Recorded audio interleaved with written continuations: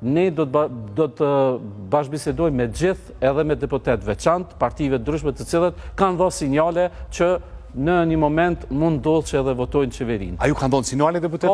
Ka deputet veçantë që na kanë dhënë sinjale.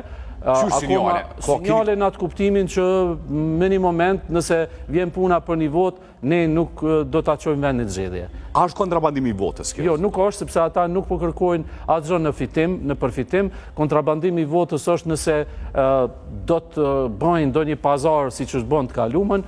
Në këtë rast unë jam i bindur që Kurti dhe Vetëvendosja Guxo e mirëpresin çdo arritjet në një marrëveshje për zhbllokimin e situatës, por asesi në dëm apo në favor të ndonjë pazari apo ndonjë keqpërdorimi të resurseve shtetërore. Dok, ju kam propozu, ju kam premtuar dikush prej deputetëve të opozitës që nëse kaloni ky parlamentarin për qeverinë ja vojnë votat?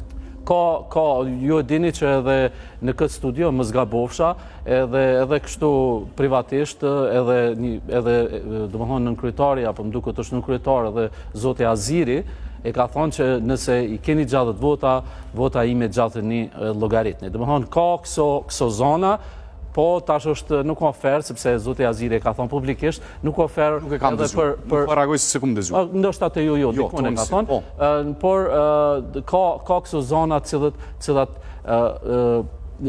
shprehin vullnet, sepse e dim që është humbje për shtetin, po edhe është lodhje edhe për neve dhe qytetarët me shku në zgjedhje tash, me shku në zgjedhje lokale, dhe ka mundësi shumë që ne do të shkojmë zgjedhje edhe në pranverë. Ka mundim i marrë, cila parti konsiderojnë si mundim i marrë votat më shumë? Mendoj që nga dy taboret, edhe nga LDK-ja edhe nga PDK-ja. Tash në po i fillit, se drejtë rrim detaj, ka sa vota konsideroni si do t'i merrni për qeverisje, për votimin e qeverisë nga LDK PDK? Domethënë numrin magjik gjatë ne do ta arrijmë.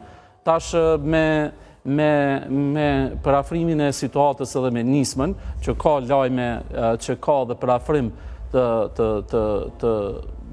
me 3 deputet të nismës, apo zotin Limaj, që të zhbllokohet situata, dhe besoj që atëherë ne me 57 deputet dhe 3 të nismës jemi 60, dhe tani këtu vjen shprehje, domethënë nivo 2, që do të bisedojmë. Si ju konsideroni që keni te LDK-ja edhe te PDK-ja? Çka do ndodhë me ata deputet, mandej zoti Aziu? Ata mund edhe të mbesin në partitë e tyre. O si lën partia për shembull?